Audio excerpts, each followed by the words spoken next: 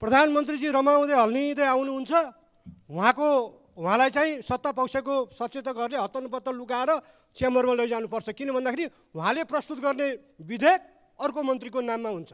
अर्थात् विधेयकमा प्रस्तुत गर्न उहाँ आफ्नो नाम हटाउन लगाउनुहुन्छ, तर पार्लियामेन्टमै आउनुहुन्छ, भित्र पनि पस्नुहुन्छ, अनि उहाँलाई लुकाउन लैजानुपर्छ, हत्तनपत्त यो अपोजिसनले उठाउला भनेर। आज जब हिजो यो सूचीमा राखिएको थियो भने यो विधेयक प्रस्तुत गर्ने स्वाभाविक रूपमा मन्त्रीसँग पनि सोधेर मन्त्रीसँग सल्लाह गरेर यो समय राखेको थियो होला। आज के अपरिहार्य काम पर्यो? कुनै मन्त्रीको महत्त्वपूर्ण काम भनेको आफूले शासन सञ्चालन गर्ने आफ्नो मन्त्रालयसँग सम्बन्धित विधेयक पार्लियामेन्टमा पेश गर्ने, पार्लियामेन्टमा प्रस्तुत गर्ने भन्दा कुनै महत्त्वपूर्ण काम हुन्छ? एउटा जिम्मेवार राजनीतिक दलको जिम्मेवार नेता पीडितहरूसँग ऐक्यबद्धता व्यक्त गर्न जाँदाखेरि सत्तापक्षीय कार्यकर्ताहरूबाट हाम्रो प्रमुख सचेतकमाथि जुन प्रकारको दुर्व्यवहार गर्ने प्रयास गरियो त्यसको म घोर निन्दा र भर्त्सना गर्न चाहन्छु। म सरकारसँग प्रश्न गर्न चाहन्छु, के सरकार मुठभेडतर्फ जान खोजेको हो? के यो गणतन्त्रमा राजावादी हुने छुट कुनै नागरिकलाई छैन? म प्रश्न गर्न चाहन्छु। आज बिहान मात्रै नेपालका संस्कृति पर्यटन तथा नागरिक उड्डयन मन्त्री माननीय सुदन किरातीज्यूले ट्विटर मार्फत नेपालको पर्यटन क्षेत्र भाइब्रेन्ट बनाउन के गर्नु पर्ला भनेर सुझाव माग्नु भएको रहेछ। उहाँको इच्छा शक्तिको उच्च कदर गर्दै पर्यटनसँग सम्बन्धित विषयमा सभामुख मार्फत म केही धारणाहरू राख्न चाहन्छु। कति सहज छ है हाम्रो देश। आफैले मार्यो, स्वीकार्यो, शहीद घोषणा गर्यो, 5-10 लाख दिए जस्तो गर्यो, अधिकार माग्दा शहीद हुनुपर्ने, जेल जानुपर्ने कस्तो लोकतान्त्रिक अभ्यास गर्दैछौँ सभामुख महोदय। हामी कस्तो जनप्रतिनिधि हौँ? जितेपछि जनतालाई माटो टेक्नै नदिने, नेपालीले नेपालकै माटोमा पाइताला टेक्दा चुटाई खानुपर्ने, भन्नलाई लोकतान्त्रिक देश भन्ने अधिकार माग्न आएका जनतालाई बाटो गाँसी गाँसी चुट्ने। त्यसैले सम्मान्य सभामुख महोदय, विलम्ब नगरी सुदखोर विरुद्ध कानुन निर्माण गरौँ। सभामुख महोदय, आजको सम्भावित कार्यसूचीको रूपमा नेटमा राखिएको विवरण हेर्दाखेरि त्यहाँ यो अभिलेखसँग सम्बन्धित अभिलेख संरक्षण ऐन 2046लाई संशोधन गर्न बनेको विधेयक आज प्रस्तुत गर्ने भनेर कार्यसूचीमा थियो। तर यहाँ आउँदा आजको कार्यसूचीमा त्यो हटेको छ र त्योसँग बोल्न म जस्तो अरू पनि थुप्रै सांसदहरूले तयारी गरेर आउनुभएको होला। यहाँ के देखिन थाल्यो सभामुख महोदय भन्दाखेरि प्रधानमन्त्रीजी रमाउँदै हल्लिँदै आउनुहुन्छ, उहाँलाई चाहिँ सत्ता पक्षको सचेतक गर्ने हत्तनपत्त लुकाएर च्याम्बरमा लैजानुपर्छ। किन भन्दाखेरि उहाँले प्रस्तुत गर्ने विधेयक अर्को मन्त्रीको नाममा हुन्छ। अर्थात् विधेयकमा प्रस्तुत गर्न उहाँ आफ्नो नाम हटाउन लगाउनुहुन्छ, तर पार्लियामेन्टमै आउनुहुन्छ, भित्र पनि पस्नुहुन्छ, अनि उहाँलाई लुकाउन लैजानुपर्छ, हत्तनपत्त यो अपोजिसनले उठाउला भनेर। आज जब हिजो यो सूचीमा राखिएको थियो भने यो विधेयक प्रस्तुत गर्ने स्वाभाविक रूपमा मन्त्रीसँग पनि सोधेर मन्त्रीसँग सल्लाह गरेर यो समय राखेको थियो होला। आज के अपरिहार्य काम पर्यो? कुनै मन्त्रीको महत्त्वपूर्ण काम भनेको आफूले शासन सञ्चालन गर्ने आफ्नो मन्त्रालयसँग सम्बन्धित विधेयक पार्लियामेन्टमा पेश गर्ने, पार्लियामेन्टमा प्रस्तुत गर्ने भन्दा कुनै महत्त्वपूर्ण काम हुन्छ? हुँदैन सभामुख महोदय। यति महत्त्वपूर्ण कामलाई उहाँले छोडेर उहाँ कहाँ जानुभयो थाहा छैन, हटाउन यद्यपि हटाउन उहाँले चाहँदा हटाउन सक्नुहुन्छ, सभामुखज्यूले हटाइदिनु भयो, ठिक छ। तर यसले के देखिन्छ भन्दाखेरि यो सरकारका मन्त्रीहरूले, यो सरकारका प्रधानमन्त्रीले संसदलाई कति महत्त्व दिएका छन्, संसदको गरिमा बढाउन कति काम गरेका छन् भन्ने छैन भन्ने देखिन्छ र प्रश्न उठेको छ। किन पनि म प्रश्न उठाउन चाहन्छु भन्दाखेरि प्रधानमन्त्री नेकपा माओवादीको हुनुहुन्छ।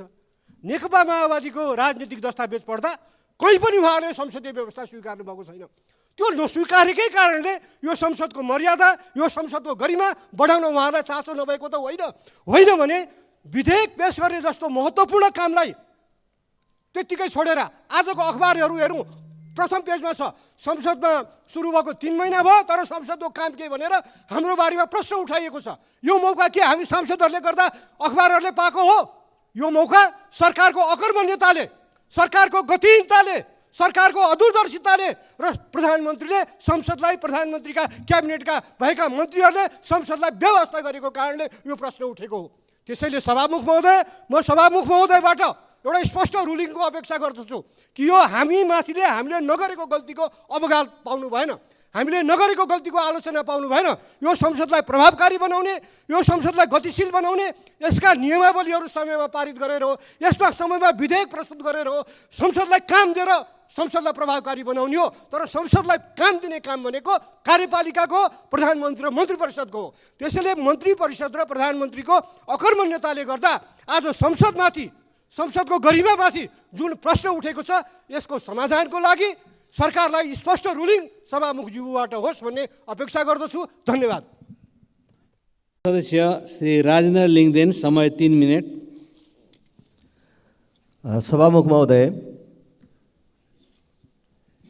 मिटर ब्याजीहरूबाट पीडित नागरिकहरू 13 दिन पैदल हिँडेर काठमाडौँ आइपुगेपछि एउटा जिम्मेवार राजनीतिक दलको जिम्मेवार नेता पीडितहरूसँग ऐक्यबद्धता व्यक्त गर्न जाँदाखेरि सत्तापक्षीय कार्यकर्ताहरूबाट हाम्रो प्रमुख सचेतकमाथि जुन प्रकारको दुर्व्यवहार गर्ने प्रयास गरियो त्यसको म घोर निन्दा र भर्त्सना गर्न चाहन्छु।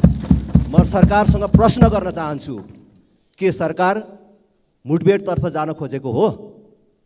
के यो गणतन्त्रमा राजावादी हुने छुट कुनै नागरिकलाई छैन? म प्रश्न गर्न चाहन्छु र म त्यस प्रकारको दुष्प्रयासको म फेरि पनि भर्त्सना गर्न चाहन्छु। सरकार मुठभेड निम्त्याउनेतर्फ अग्रसर नहोस् र मिटर ब्याजीहरूको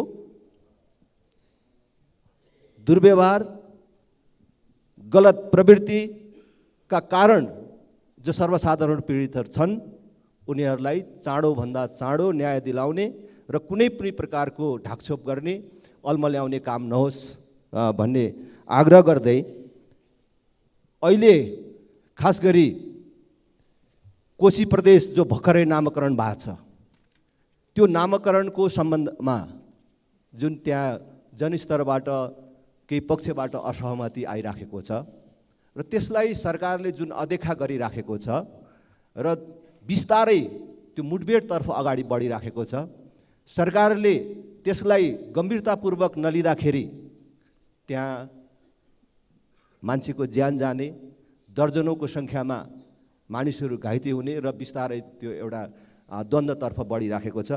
सैद्धान्तिक रूपले राप्रपा प्रदेश संरचनाप्रति विमति राख्दछ।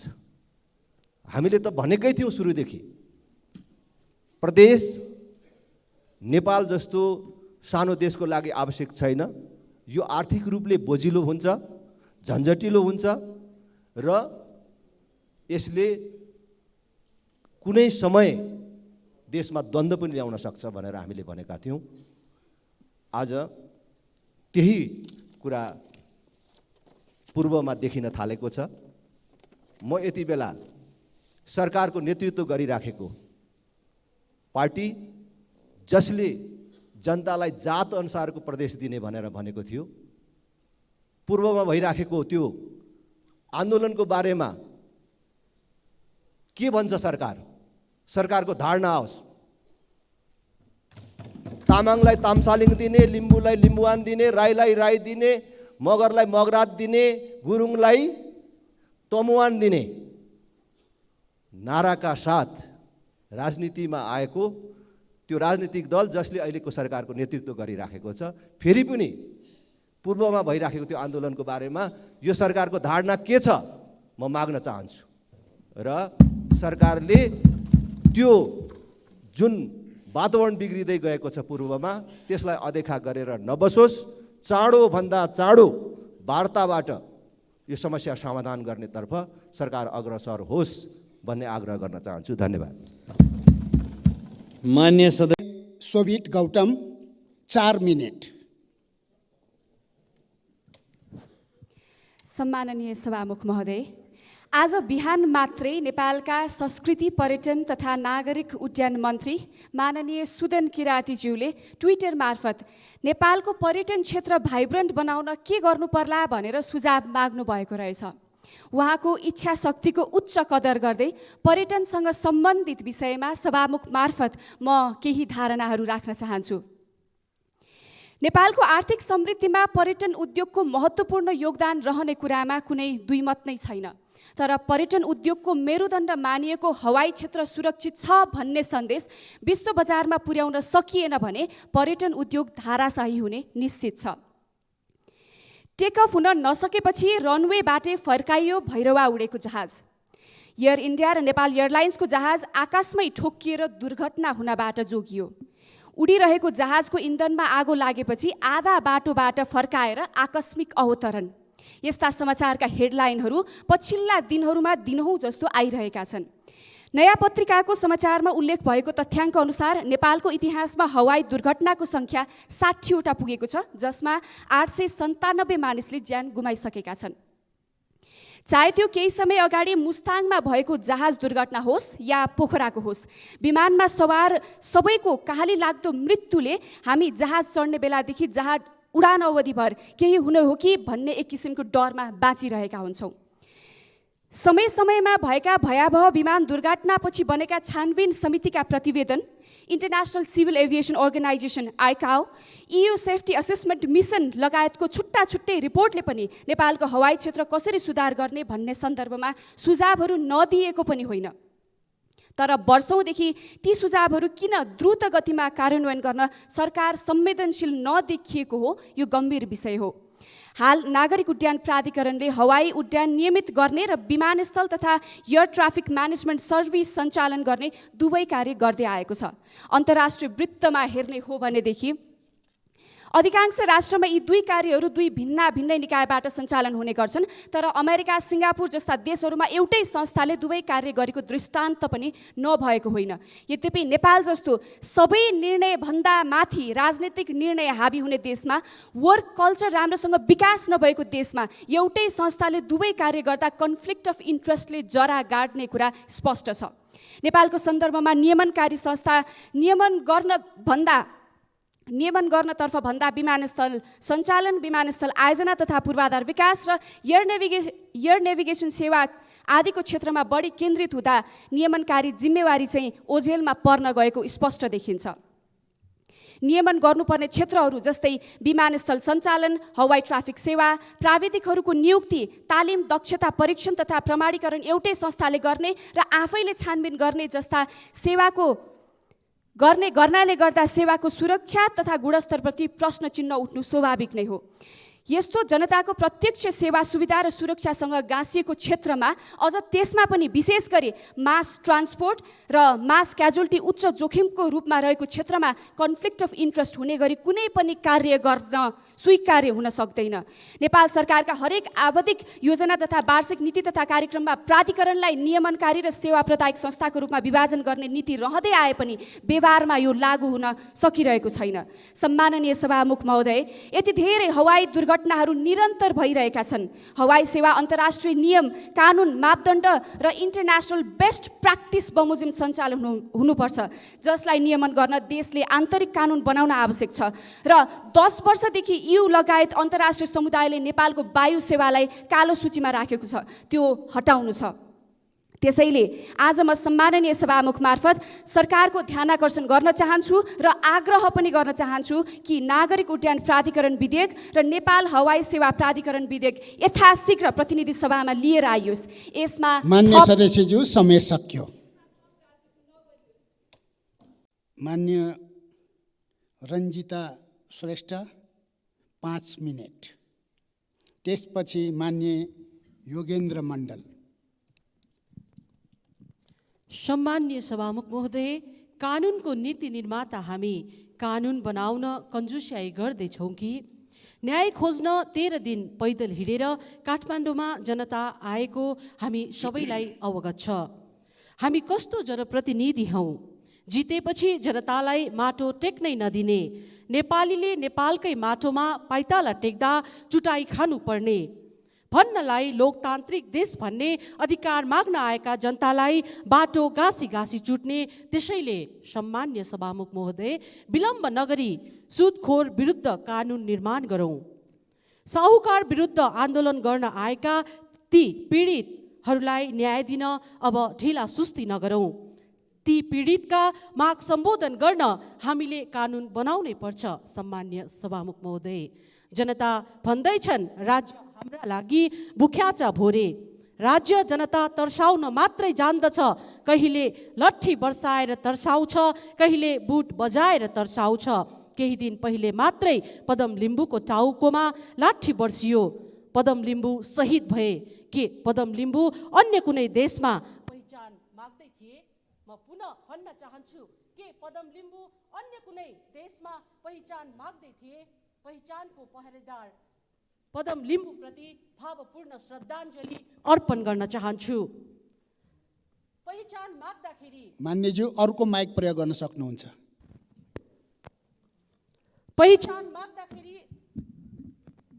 पहिचान माग्दाखेरि झुटा मुद्दा लगाइन्छ अनि कारागार कोचिन्छ। पहिचान माग्दाखेरि मृत्युवरण गर्नुपर्दछ। हामी धेरै पहिचानको आवाज बोलेर धेरै माननीय ज्यूहरू आज यस संसद भवनभित्र पस्न पाएका छौँ, छिर्न पाएका छौँ। म सम्पूर्ण माननीय ज्यूहरूलाई प्रश्न गर्न चाहन्छु। सम्माननीय सभामुख महोदय, पहिचान अपमान हो कि सम्मान हो? पहिचानको पहरेदार पदम लिम्बूलाई मारेर सरकारले शहीद घोषणा गर्ने प्रयत्न गरेको छ। कति सहज छ है हाम्रो देश। आफैले मार्यो, स्वीकार्यो, शहीद घोषणा गर्यो, 5-10 लाख दिए जस्तो गर्यो। अधिकार माग्दा शहीद हुनुपर्ने, जेल जानुपर्ने कस्तो लोकतान्त्रिक अभ्यास गर्दैछौँ सभामुख महोदय हामी। त्यस्तै 2057 सालमा डाँडाबाट झरेका नागरिक आज नगर प्रमुख भइसके, तर 57 सालमा मुक्त गरिएका कमैयाहरूले आज पनि बास पाएका छैनन्। घाँस बाँस कपासको ग्यारेन्टी गर्ने राज्य कहाँ छ? 2057 सालदेखि टिकापुरको शक्तिनगर शिवनगरमा बसेका कमैयाले बास कहिले पाउने हो? कमैयाका बालबालिका विद्यालय कहिले जाने हो? कमैया कमलरीले रोजगार कहिले पाउने हो? सम्मान्य सभामुख महोदय, सरकारले छिट्टै कमैयाको लागि विशेष राहतको व्यवस्था पनि गरोस्। सम्मान्य सभामुख महोदय, 5 वर्ष जनप्रतिनिधि विहीन बनेको टिकापुरलाई बौराउन, ऋण र ब्याजले थिलथिलो भएको व्यापारीलाई बिउताउन राज्यले बेलैमा राहतको प्याकेज ल्याओस्।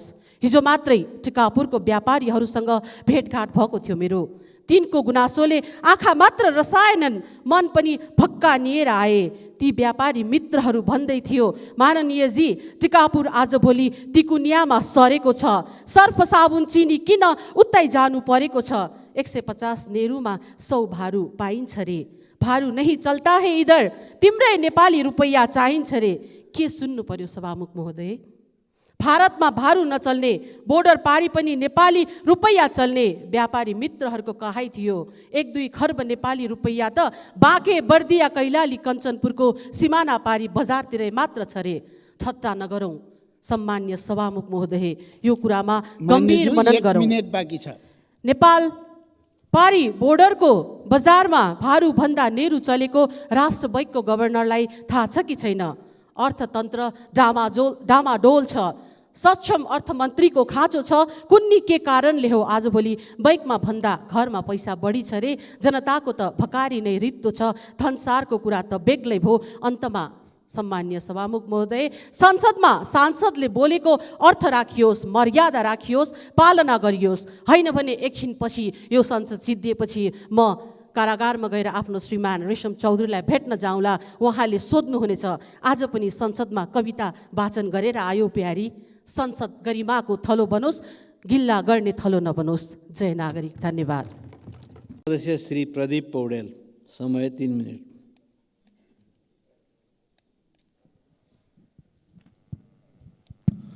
सम्माननीय सभामुख महोदय, विषय उठिसकेको छ। न्याय माग्दै मिटर ब्याज पीडितहरू काठमाडौँ आएका छन्। 11 दिनको कठिन पैदल यात्रापछि उहाँहरू काठमाडौँ आउनुभएको। मैले केही दिन अगाडि मिटर ब्याज पीडित रौतहटको संयोजकलाई भेटेको थिएँ। मैले पाएको जानकारी अनुसार केही दिनपछि फेरि उहाँहरू ठुलो सङ्ख्यामा काठमाडौँ आउँदै हुनुहुन्छ। नागरिक सधैँ दुःखमा पर्ने, आफ्नो जायज माग राख्न पनि काठमाडौँ धाउनु पर्ने, राज्य ठुलो हेरेर बस्ने, काठमाडौँ आएपछि सम्झौता गर्ने तर कार्यान्वयन नहुने, फेरि न्याय माग्दै पटक पटक धाइरहनु पर्ने, कुनै जाली छट्टुले तानाबाना गरेको, छलकपट गरेको चक्र जस्तो पासोमा नागरिक कतिन्जेल परिरहने। यस विषयसँग मेरो विचारमा 3टा महत्त्वपूर्ण पक्षहरू जोडिएका छन्। पहिलो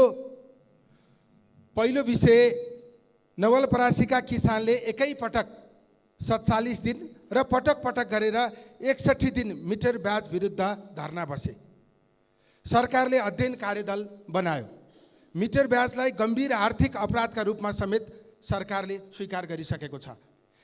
त्यही सिलसिलामा जुनसुकै तहसम्म बिक्री गरिएको भए पनि जमिनमाथि किसानको स्वामित्व कायम गराउने र फर्जी तमसुकका आधारमा हडपिएको किसानको भूमि फिर्ता गर्ने सरकारले मिटर ब्याज पीडितहरूको सङ्घर्ष समिति, मिटर ब्याज तथा ठगी विरुद्ध किसान मजदुर सङ्घर्ष समितिसँग 5 बुँदे सहमति गरेको छ। तर अहिले कानुनको मसौदा गृह मन्त्रालयमा अड्किएको छ भन्ने सुन्नमा आएको छ। महिनौँ गृह मन्त्रालयमा मसौदा थन्किँदा साहु महाजनले फर्जी तमसुकका आधारमा धमाधम छलकपट गरेर किसानको जग्गा लिलामी गरिरहेका छन्। दैनिक भूमिहीन हुने किसानहरूको सङ्ख्या यसबेला झनै बढिरहेको छ। सरकारले आफै सुकुम्बासी उत्पादन गरेको जस्तो देखिएको छ। सभामुख महोदय, दोस्रो पक्ष यस विषयमा हामीले बुझ्नुपर्ने महत्त्वपूर्ण कुरा अर्को पनि छ। मिटर ब्याज आर्थिक अपराध मात्र होइन, यो विषय सामाजिक अपराध हो। पहिलो त यो सरासर कानुन उल्लङ्घन गरेर आम विपन्न जनताको अभाव र कानुनी ज्ञानको पहुँच विहीनतालाई दुरुपयोग गरेर न्यूनतम पनि 3 गुणा बढीको तमसुक गराई किसानलाई उसको भूमिदेखि नै बेदखल गर्ने कार्य स्वतः कानुनी राज्यको उपहास हो। यो कुनै पनि न्यायपूर्ण समाजमा स्वीकार्य हुनै सक्दैन। मिटर ब्याज आफैमा गम्भीर अपराध त हो नै, अन्य दर्जनौँ सामाजिक अपराधको कारण समेत हो। आज कतिपय पीडितहरू मिटर ब्याजको पैसा तिर्ने साहु महाजनकै योजनामा लागु औषध कारोबार गरेर जेलमा परेका विषय सार्वजनिक भएका छन्। महिलालाई साहु महाजन स्वयंले र उसका आसेपासेले यौन शोषण गरेको कुरा सुन्नमा आएको छ।